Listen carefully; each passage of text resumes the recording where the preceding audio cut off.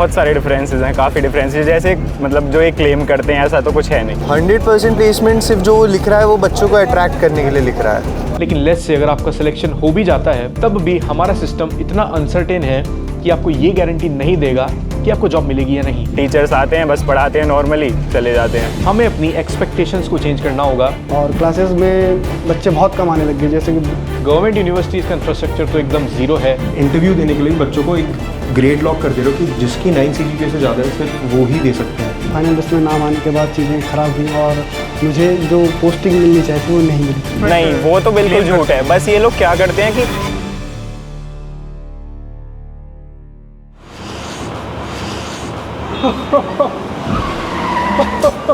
बेटे इधर आना। जी अंकल। 12th में कितने मार्क्स बने? 70%। 70% यार भाई साहब, माँ बाप का जीवन नरक ही है, बस ऐसी औलाद मिल जाता है। जीवन व्यर्थ है, इस जन्म में क्या करेंगे ऐसे लोग हैं। आओ, कहाँ एक एवरेज स्टूडेंट के मुंह लग रहे हो, कहीं और करेंगे एक्सरसाइज। सर आपका पास OTP बताना है? नहीं सर, 12th की परसेंटेज आजकल ऐप में वही डलने लगी। यार वापस ले जाओ। सर बताओ तो 12वीं में कितने आए सर? हेलो बेटे, मैं तुम्हारा अफ्रीका वाला मामा। अफ्रीका वाला मामा? तुम्हारी मम्मी की चाची के पड़ोसी के भाई के ससुर की छोटी बहन का एक्स बॉयफ्रेंड का रूममेट, जिसके पापा की सेकंड वाइफ का भतीजा है, उसके ट्यूशन टीचर का छोटा भाई मैं हूँ। कहाँ से आया आपके पास ये नंबर? ये बताओ 12th में कितने बने? 12वीं दिमाग खराब कर दिया।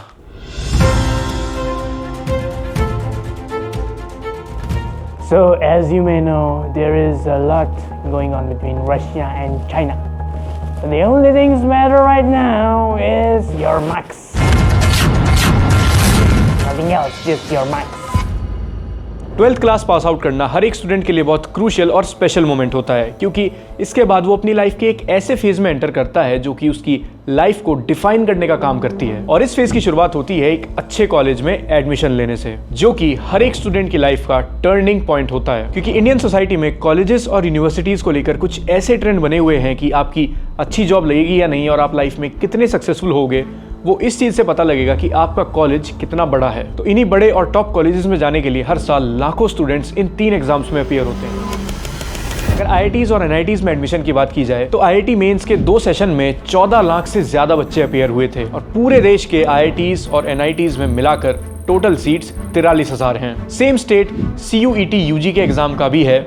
इसे लगभग 13 लाख बच्चों ने दिया था और इसमें सिर्फ 2,10,000 स्टूडेंट्स को ही एडमिशन मिला। सिमिलर ही सिचुएशन नीट एग्जाम की भी है। तो यहाँ पॉइंट बहुत क्लियर है। हम अगर यहाँ JEE और CUET क्लियर करने वाले स्टूडेंट्स के नंबर को मिला भी लें तो ये नंबर 3 लाख से भी कम आता है, यानी कि 97 लाख स्टूडेंट्स अभी भी बच गए जिन्हें टॉप इंस्टीट्यूट्स में एडमिशन नहीं मिला। अक्सर हमारा सारा ध्यान उन टॉप स्टूडेंट्स पे चला जाता है जो IITs, NITs और एम जैसे टॉप प्रिस्टीन इंस्टीट्यूट्स में एडमिशन ले लेते हैं, लेकिन हम इस ड्राइविंग फोर्स को भूल जाते हैं, ये 97 लाख स्टूडेंट्स जिन्हें इन इंस्टीट्यूट्स में एडमिशन नहीं मिला। इनके लिए ना तो किसी भी तरीके की कोई गाइडेंस अवेलेबल है, ना ही कोई रोड मैप। इस क्राउड में से मैक्सिमम स्टूडेंट्स एकदम होपलेस और डायरेक्शनलेस होते हैं, क्योंकि इनमें से मेजॉरिटी स्टूडेंट्स इस वक्त रिजेक्शन फेस कर चुके हैं और इनकी सेल्फ एस्टीम इस वक्त अपने ऑल टाइम लो पर होती है। क्योंकि सभी रिलेटिव्स, सोशल मीडिया और ऑनलाइन टीचर्स ने ये तो बता दिया कि IIT में जाने के बाद लाइफ सेट है, लेकिन वो ये बताना भूल गए कि अगर IIT, एम्स, DU और BHU में नहीं हुआ तो आप अपनी लाइफ में क्या करोगे। और ये बात हमेशा से तय थी कि लगभग 97% स्टूडेंट्स का एडमिशन नहीं होगा। अब इस वल्नरेबल स्टेट में स्टूडेंट्स अक्सर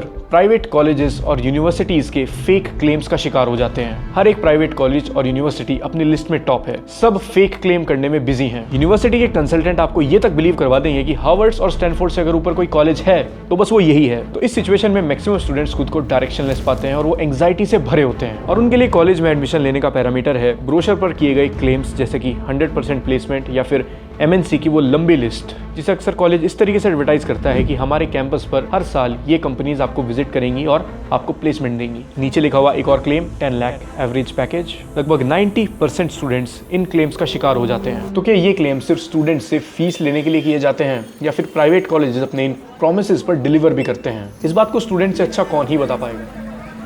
तो एडमिशन लेते हो किन फैक्टर्स ने आपको सबसे ज़्यादा इन्फ्लुएंस किया, जैसे इंफ्रास्ट्रक्चर या फिर प्लेसमेंट्स? फर्स्टली तो मेरे दिमाग में प्लेसमेंट्स था। मुझे सबसे ज़्यादा ये इन्फ्लुएंस करा था कि ऑटोनॉमस कॉलेज है। इंफ्रास्ट्रक्चर है तो नहीं, इट वाज प्लेसमेंट ऑब्वियसली, क्योंकि आई हर्ड की प्लेसमेंट्स यहाँ की अच्छी है। जिसके अकॉर्डिंग जो मेरी परसेंटेज थी, मतलब यहाँ पे आके मुझे आईटी मिली है। तो it was my choice to come here, come Noida side and Delhi side area, so I chose this. अब अपनी लाइफ में कुछ तो अच्छा करना ही है, तो सो आई प्रेफर दिस कॉलेज।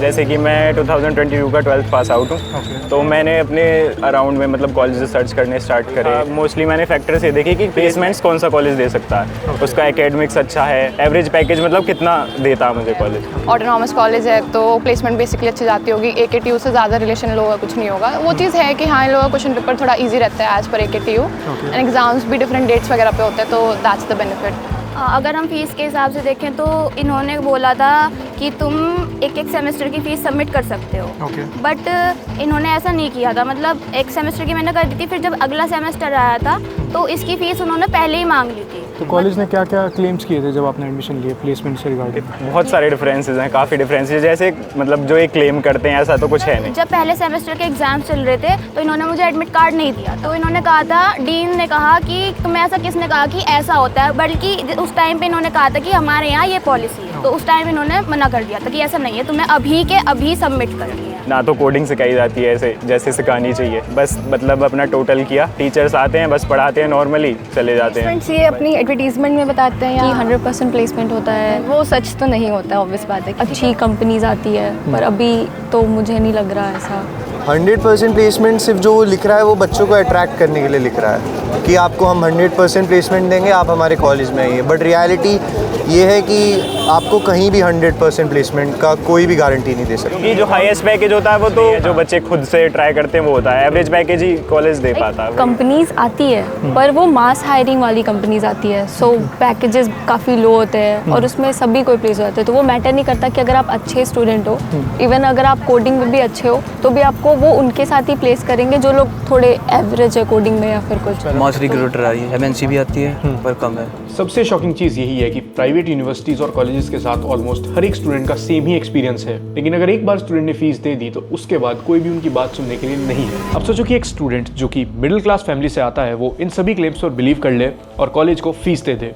कुछ स्टूडेंट की कंडीशन तो इवन ऐसी भी होती है कि उनकी फैमिली एजुकेशन लोन लेकर उन्हें पढ़ा रही है, और ऐसे में अगर आपका कॉलेज डिलीवर ना करे तो आप किसके पास जाओगे? मैक्सिमम स्टूडेंट इस प्रॉब्लम को फेस करते हैं। सैडली उनके पास कोई सोशल प्लेटफॉर्म नहीं होता और उस वक्त तक उनकी सुनने वाला भी कोई नहीं मिलता। बस उन स्टूडेंट्स के बैक ऑफ द माइंड एक चीज चल रही होती है कि we don't want to let our family down. लेकिन ये चीज कोई भी नहीं जानता कि वो कितने रिग्ड और टफ सिस्टम के साथ फाइट कर रहे हैं। पेरेंट्स का ड्रीम है कि जो भी पैसा उन्होंने बच्चों की पढ़ाई में इन्वेस्ट किया है उस पर एक अच्छा रिटर्न आ जाए और वो एक अच्छी जॉब में कन्वर्ट हो जाए। लेकिन आज के समय में इंडिया के अंदर एक अच्छी स्टेबल जॉब लेना ये किसी युद्ध जीतने से कम नहीं है। ये जो बड़ा सा ग्लोरियस कैंपस दिखता है, इसकी रियलिटी एक स्टूडेंट को तीसरे या चौथे साल में जब उसकी ग्रेजुएशन अंत की तरफ होती है तब दिखता है। लेकिन तब तक काफी देर हो चुकी होती है। तब जाके ये चीज समझ आती है कि ना तो 100% प्लेसमेंट वाला क्लेम सच था और वो बहुत सारी बातें इररिलेवेंट थी जो एडमिशन के टाइम पर बोली गई थी। लेकिन प्लेसमेंट और सैलरी पैकेज को लेकर प्राइवेट यूनिवर्सिटी के इन झूठे क्लेम्स को और भी ज्यादा रिलायबल बनाने का काम करती हैं कॉलेज एडमिशन कंसल्टेंट फर्म्स। ये ऐसे लोग हैं जो बहुत अननोटिस जाते हैं,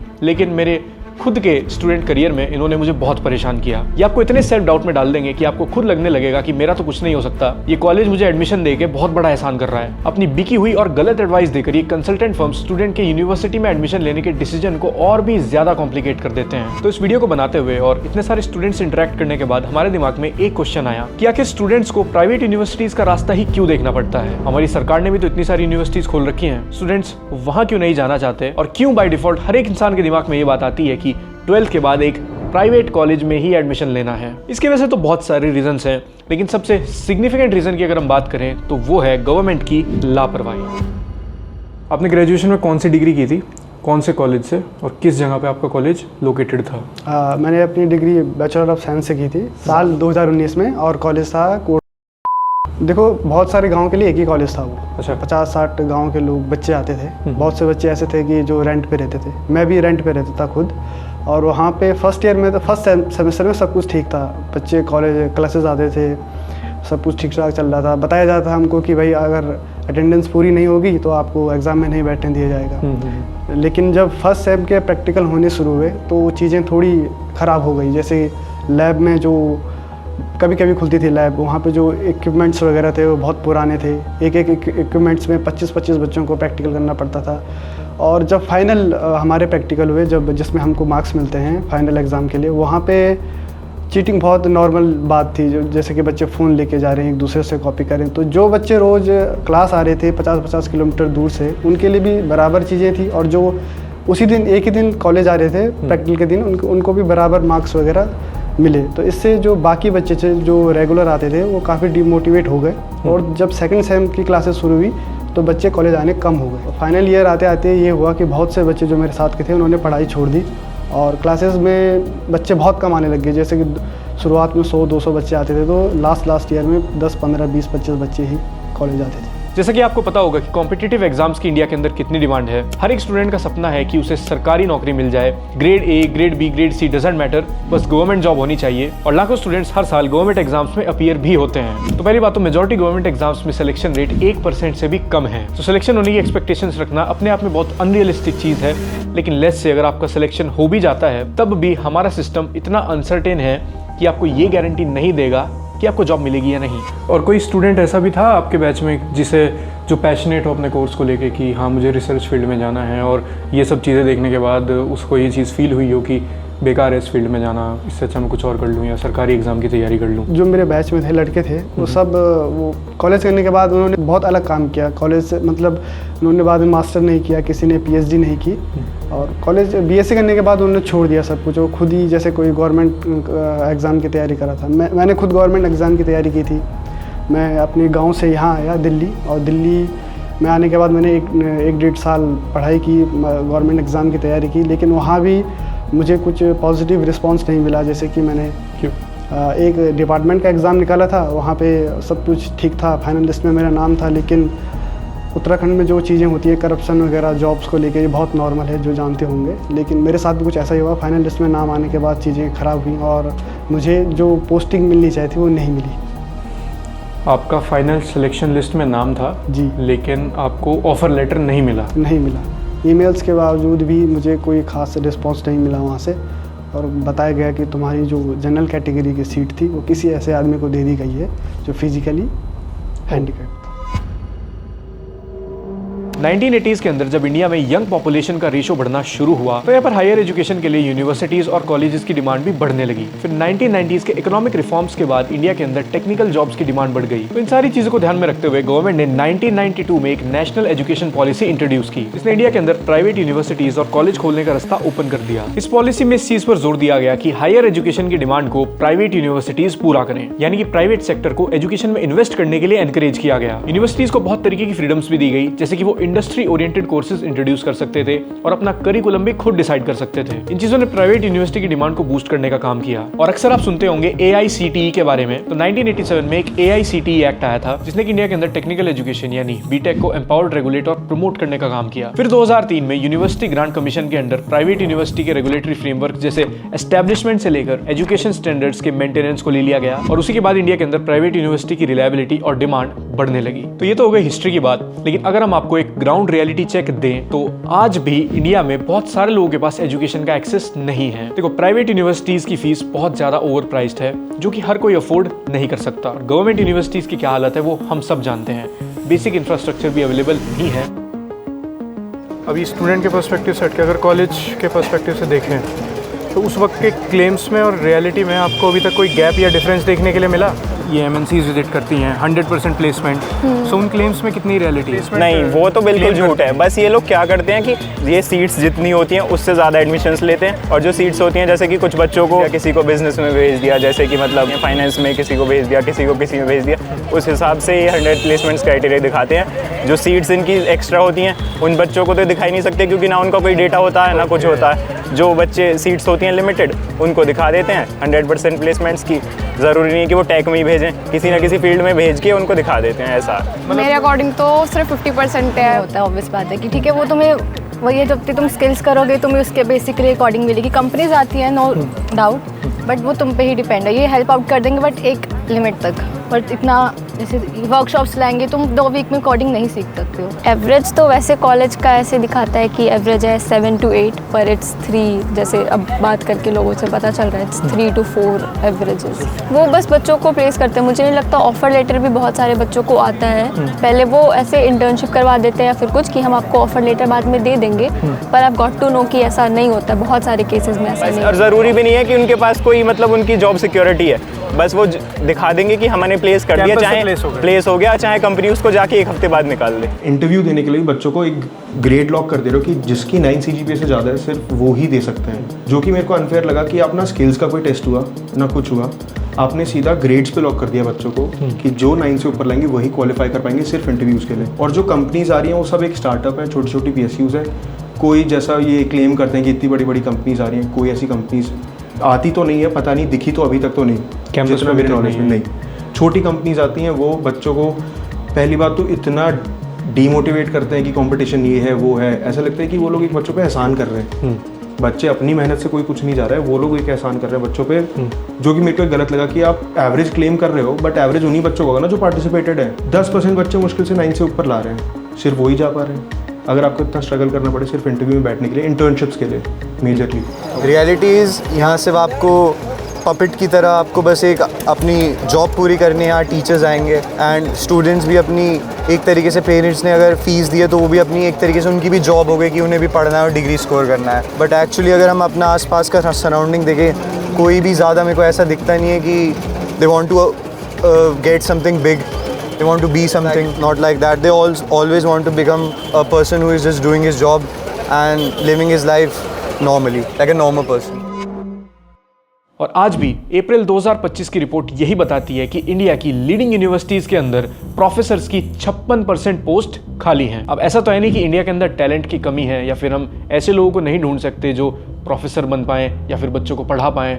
ऑफ कोर्स इंडिया के अंदर भर भर के टैलेंट अवेलेबल है। जिन लीडिंग इंस्टीट्यूट्स की बात हम कर रहे थे उसमें IITs भी शामिल हैं। तो अगर IITs की ऐसी हालत है तो जो government institution tier 3, tier 4 cities में है उनका क्या हाल होगा? आप जाके विजिट कर लेना। अब आज भी उनके क्लासरूम्स और कॉरिडोर ऐसे दिखाई पड़ते हैं जैसे कि 1980 की कोई यूनिवर्सिटी हो। और यही रीजन है कि आज के टाइम पे इंडिया के लगभग 80% कॉलेजेस प्राइवेटली मैनेज्ड हैं। नवंबर 2023 तक UGC के अंडर 455 प्राइवेटली रजिस्टर्ड यूनिवर्सिटीज थी और ये नंबर बहुत तेजी से बढ़ रहा है क्योंकि 2018 से लेकर 23 तक ही सिर्फ 5 सालों में 140 नई प्राइवेट यूनिवर्सिटीज रजिस्टर की गई। यानी कि एक तरफ गवर्नमेंट यूनिवर्सिटीज में एनरोल करने वाले स्टूडेंट्स का नंबर घट रहा है, लेकिन प्राइवेट यूनिवर्सिटी में एनरोल करने वाले स्टूडेंट्स के नंबर में एक सिग्निफिकेंट राइज देखा गया है। साल 2022 में भी हायर एजुकेशन में एडमिशन लेने वाले स्टूडेंट्स में कुल 55% स्टूडेंट्स ने प्राइवेट कॉलेजेस और यूनिवर्सिटी में एडमिशन लिया था। अब ये डेटा सबसे ज्यादा इंटरेस्टिंग है। ये रिपोर्ट प्राइवेट हायर एजुकेशन के बारे में है कि किस तरीके से दुनिया भर में प्राइवेट इंस्टीट्यूट्स पॉपुलर हो रहे हैं। And India has seen one of the fastest growth in private education due to a huge young population and limited resources. 2022 तक इंडिया के अंदर 489 प्राइवेट यूनिवर्सिटीज और 42,000 से ज्यादा प्राइवेट कॉलेजेस थे। और इस रिपोर्ट का सबसे ज्यादा शॉकिंग रिवील यही है कि इंडियन स्टूडेंट्स का हायर एजुकेशन में पार्टिसिपेशन आज भी बहुत ज्यादा कम है। 2022 तक इंडिया का ग्रॉस GER सिर्फ 27% था, यानी कि सिर्फ 4 में से 1 स्टूडेंट कॉलेज और यूनिवर्सिटी अटेंड करने के लिए एलिजिबल था। डेवलप्ड कंट्रीज जैसे कि UK, US का GER 76% से ज्यादा रहता है। इवन चाइना का GER भी 59% है। Education is the most powerful tool which you can use to change the world. ये कोट है नेल्सन मंडेला का, लेकिन 2025 में ये कोट इरेलेवेंट है। ये होना चाहिए था कि education is the most powerful tool to make money. India के अंदर प्राइवेट एजुकेशन वेल्थ बनाने का एक बहुत अच्छा तरीका बन चुकी है। स्टैट्स भी कुछ यही सजेस्ट करते हैं। फाइनेंशियल ईयर 2020 में इंडिया के एजुकेशन सेक्टर का वर्थ $117 बिलियन था, जो कि इस साल बढ़कर $225 बिलियन हो जाएगी। जबकि साल 2021 में इंडिया के एडटेक मार्केट का वर्थ सिर्फ $700 मिलियन था। 2031 तक ये बढ़कर $30 बिलियन तक पहुंच जाएगा। तो अब सबसे इंपॉर्टेंट क्वेश्चन ये बचता है कि ये ड्रॉप करके कॉम्पिटिटिव एग्जाम्स की तैयारी करें, गवर्नमेंट यूनिवर्सिटीज में जाएं या फिर प्राइवेट यूनिवर्सिटी का रास्ता चुन लें, क्योंकि एक चीज तय है कि our education system is effed and it's not going to change. तो इस सिचुएशन में सबसे हेल्पफुल एडवाइस आई थिंक यही होगी कि हमें अपनी एक्सपेक्टेशंस को चेंज करना होगा और एडमिशन लेते टाइम माइंड में क्लैरिटी लानी होगी। सबसे पहला मिथ है कि कॉलेज आपकी पढ़ाई के ऊपर टाइम इन्वेस्ट करेगा। ऑफ कोर्स वहाँ पर एक करिकुलम सेट है, कोर्स कंप्लीट किया जाएगा, आपकी क्लासेस लगेंगी, लेकिन आप वहाँ से लाइफ चेंजिंग इन्फॉर्मेशन नहीं लोगे। 3, 4, 5 सालों में कोई ऐसी क्लास नहीं होगी जिसे लेने के बाद आपके लाइफ का परसेप्शन चेंज हो जाएगा। क्या आई डोंट थिंक एग्जाम के 48 घंटे पहले से जितना भी समय होता है उसमें कोई स्टूडेंट पढ़ता होगा। कॉलेज सबसे ज्यादा काम करेगा आपकी पर्सनैलिटी डेवलपमेंट में, आपकी कम्युनिकेशन स्किल सुधारने में और नेटवर्किंग करने में। और ये चीज़ उतनी ही इंपॉर्टेंट है जितनी कि पढ़ाई करना, मार्क्स लाना ज़रूरी है। ऑफन हम इन चीज़ों की इंपॉर्टेंस को दबा देते हैं, लेकिन ये चीज़ लाइफ में बहुत काम आती है। तो सबसे पहले कोशिश ये करनी चाहिए कि कॉलेज अपनी फाइनेंशियल रेंज के हिसाब से चूज किया जाए। किसी भी कॉलेज के मिसलीडिंग क्लेम्स में मत जाना। टियर 1 कॉलेजेस के बाद जितने भी कॉलेजेस आते हैं, टियर 2 और टियर 3, वो ऑलमोस्ट सेम हैं। अगर आप वहाँ अपनी स्किल्स पे काम करोगे तो आप एक अच्छा प्लेसमेंट स्कोर कर पाओगे, अदरवाइज कोई कॉलेज आपको प्लेस नहीं करवाने वाला। तो सबसे जरूरी है कि अपनी फैमिली की फाइनेंशियल सिचुएशन को देखते हुए चला जाए। If they can afford expensive college then go with the expensive one. अगर वो नहीं कर पाते तो आप एक ऐसा कॉलेज देख सकते हो जिसकी फीस ज़्यादा नहीं है। और दोनों ही कॉलेजेस में कोई डिफरेंस नहीं होगा इंफ्रास्ट्रक्चर के अलावा। हाँ, करिकुलम और फैकल्टी में कुछ छोटे मोटे चेंजेस और होंगे, लेकिन वो आपके फाइनेंशियल पोजीशन से ज़्यादा मैटर नहीं करते। और फिर सबसे जरूरी चीज़, ये मिथ हर एक स्टूडेंट के माइंड में होता है कि college is going to carry you. College आपको कैरी नहीं करने वाला। You are on your own. College companies को कैंपस के अंदर सिर्फ आपको जॉब देने के लिए नहीं बुलाता, बल्कि वो इसलिए भी बुलाता है ताकि इस डेटा को वो अगले बैचेस को एडवर्टाइज कर सके। ये मैटर नहीं करेगा कि एक अच्छी कंपनी में कितने बच्चे प्लेस हुए, लेकिन कॉलेज के लिए सबसे ज्यादा इंपॉर्टेंट है कि वो अच्छी कंपनी का बैच या लोगो उनके ब्रोशर पे लग जाए, ताकि आने वाले स्टूडेंट्स को ये अश्योरेंस मिल सके कि इस कॉलेज के अंदर अच्छी कंपनीज भी विजिट करती हैं। लेकिन हाँ, अगर उस वक्त आपके अंदर वो स्किल्स और कॉन्फिडेंस होगा तो आपके उस कंपनी में प्लेस होने के चांसेस बढ़ जाएंगे। So it's really important to work on yourself. और सबसे जरूरी चीज जो कि हमारा इंडियन यूथ बहुत ज्यादा लैक करता है, हमारे स्टूडेंट्स को ये चीज समझनी होगी कि कन्वेंशनल वे टू सक्सेस वो नहीं फॉलो कर सकते। तो अगर आपको पर्सनली एक चांस दिया जाए पास्ट में जाने का, तो आप सेम कॉलेज में जाना पसंद करोगे या फिर अपना डिसीजन चेंज करोगे? ऐसे देखा जाए तो मैं दूसरी जगह ही जाना प्रेफर करूँगा। मैं अपना डिसीजन चेंज करूँगा क्योंकि मैं प्राइवेट यूनिवर्सिटी का स्टूडेंट हूँ। सेम कॉलेज में तो आई गेस नहीं, डेफिनेटली मैं कहीं और ट्राई करूँगी। ऑब्वियसली मैं डिसीजन को चेंज करना चाहूँगी। I mean private college I don't think मैं कंसिडर करना चाहूँगी फिर से प्राइवेट कॉलेज को। चेंज करूँगा कॉलेज। अगर आपके माइंड में भी ये चीज़ है कि प्लेसमेंट के लिए कंपनीज आएंगी, आप वहाँ पर बैठोगे और धीरे धीरे ग्रेजुअली आपको अच्छी जॉब मिलेगी, आपका पैकेज बढ़ जाएगा and you are set in life, तो आप बिल्कुल गलत हैं। क्योंकि वो कन्वेंशनल वे लाखों करोड़ों स्टूडेंट्स फॉलो कर रहे हैं। अगर आप में स्टैंड आउट करने के लिए कोई स्किल्स नहीं होंगी, कोई डेडिकेशन नहीं होगी, तो you are not going to make it. और स्किल्स और डेडिकेशन लाना कोई बहुत बड़ी बात नहीं है। लाइफ में छोटे छोटे चेंजेस के थ्रू आप वो सब कर सकते हो। हमने अपनी पहली वीडियो में भी कहा था, once everybody knows the answer the opportunity is probably gone. तो कहीं ना कहीं तो स्टैंड आउट करना पड़ेगा। ये चीज एक्चुअली हमें वेस्टर्न सोसाइटी से सीखनी चाहिए। वहाँ 16 साल की उम्र से स्टूडेंट्स काम करना शुरू कर देते हैं और उस उम्र में उन्हें गूगल या अमेजॉन, माइक्रोसॉफ्ट में जॉब नहीं मिलती, बल्कि वो फास्ट फूड चेन्स में काम कर रहे होते हैं। कोई सबवे में काम करेगा, कोई मैकडी पे बर्गर बनाएगा या फिर कोई टाको बेल में लग जाएगा और वहाँ उन्हें मिनिमम सैलरीज पे की जाती हैं। लेकिन इंडिया के अंदर 24-25 साल की एज तक स्टूडेंट्स काम ही नहीं करते। यानी हमें उस एज तक ये ही नहीं पता कि ऑर्गेनाइजेशन कैसे काम करती है, हायरिंग कैसे होती है, एचआर का क्या रोल है, क्लाइंट से कैसे कम्युनिकेट करना है, बेसिकली वर्ल्ड फंक्शन कैसे करता है। उस चीज का एक्सपोजर ही हम बहुत लेट लेते हैं। और फिर 25 की एज में जब पहली या दूसरी जॉब में अच्छी अपॉर्चुनिटी ऑफर नहीं होती, विच इज वेरी यूजुअल, तो हम जाके बहुत डिमोटिवेट हो जाते हैं कि आखिर अब मेरा क्या होगा। लेकिन अर्ली एज में हमने खुद पर वो टाइम ही इन्वेस्ट नहीं किया, तो आप कैसे एक्सपेक्ट कर सकते हो कि कोई ऑर्गेनाइजेशन आपको अच्छे पैसे ऑफर करेगी या फिर कोई भी कॉलेज आपको अच्छी प्लेसमेंट देगा। तो ये बहुत जरूरी है कि ऑनलाइन कोर्सेज के थ्रू आप एक्सपोजर लो, लर्निंग लो, अपने कॉन्फिडेंस पे काम करो and gradually you will become successful. जैसा कि स्टूडेंट्स ने हमें खुद बताया कि स्टार्टिंग में प्लेसमेंट के लिए सिर्फ मास रिक्रूटर्स आते हैं कैंपस पे और वो आपको कोई खास जॉब प्रोफाइल नहीं देंगे, साथ में सैलरी भी बहुत कम मिलेगी। और अक्सर इस मोमेंट पे बहुत सारे स्टूडेंट्स काफ़ी लो फील करते हैं, उनकी सेल्फ एस्टीम एकदम मिट्टी में मिल जाती है। क्योंकि जब रिलेटिव्स को वो अपना पैकेज बताते हैं तो वहाँ से उन्हें जज किया जाता है, पेरेंट्स के ताने मिलते हैं कि हमने इतना पैसा लगाया, तेरी अच्छी जॉब क्यों नहीं लगी। लेकिन सोसाइटी को ये समझने की जरूरत है कि सक्सेसफुल होने का प्रोसेस यही है। अगर आप एक स्कूल में भी एडमिशन लोगे तो आप नर्सरी से स्टार्ट करोगे, first standard, second standard, 5th, 10th, then 12th। आप सीधा 12th क्लास में जाके नहीं बैठोगे। तो जॉब के लिए भी यही प्रोसेस फॉलो होता है। बस सो मेरी रिकमेंडेशन यही है स्टूडेंट से कि एक अर्ली एज में आप लर्निंग शुरू कर दो और अपने फाइनेंशियल पैरामीटर्स के अकॉर्डिंग कॉलेज चूज करो। बाकी किसी कंसल्टेंट या फिर और किसी की बात पे ध्यान देने की जरूरत नहीं है। बस हमारी सोसाइटी को ये समझना होगा, good things take time. Student से अनरियलिस्टिक एक्सपेक्टेशन रखना बंद कर दो, क्योंकि ये बहुत सारे स्टूडेंट्स की मेंटल हेल्थ को भी अफेक्ट करने का काम करता है। उनसे ऐसी अनरियलिस्टिक एक्सपेक्टेशन रखी जाती है जिन्हें पूरा करने में वो अपनी मेंटल हेल्थ की ऐसी की तैसी करवा लेते हैं। सो आज की जनरेशन को मेरी यही एडवाइस होगी, take your time, you will do great. तो खैर आज के इस वीडियो में इतना ही। आई होप आपको ये वीडियो पसंद आया होगा। अगर आपका कोई भी फ्रेंड 12th के बाद एंग्शियस है या फिर कंफ्यूज है चीज़ों को लेके, तो उससे ये वीडियो ज़रूर शेयर करना, क्योंकि I know I have been through that उस वक्त कैसा फील होता है जब आपकी हेल्प करने के लिए कोई भी अवेलेबल नहीं होता। और ये वीडियो मैंने अपने खुद के और दोस्तों के एक्सपीरियंस को मिलाकर बनाई है। साथ में हमने डिसाइड किया कि स्टूडेंट से भी इंटरेक्ट करेंगे ताकि हमारे साथ ऑडियंस भी कनेक्ट और रिलेट कर पाए। So I will see you in the next one. तब तक के लिए गुड बाय। जिनका 12th का रिजल्ट आया, मैं उन्हें यही कहना चाहूँगा कि just give your best in your life and आपके मार्क्स कम आए हैं इट डजेंट मीन आपकी लाइफ एंड हो चुकी है। 12th is just a part of your life but not your whole life. अगर आपके 12th में नंबर कम आ रहे हैं तो सिर्फ आपका एक लाइफ का एक पार्ट आपको थोड़ा अफेक्ट हो चुका है, बट आगे बहुत बड़ी लाइफ है, आप बहुत कुछ अचीव कर सकते हैं।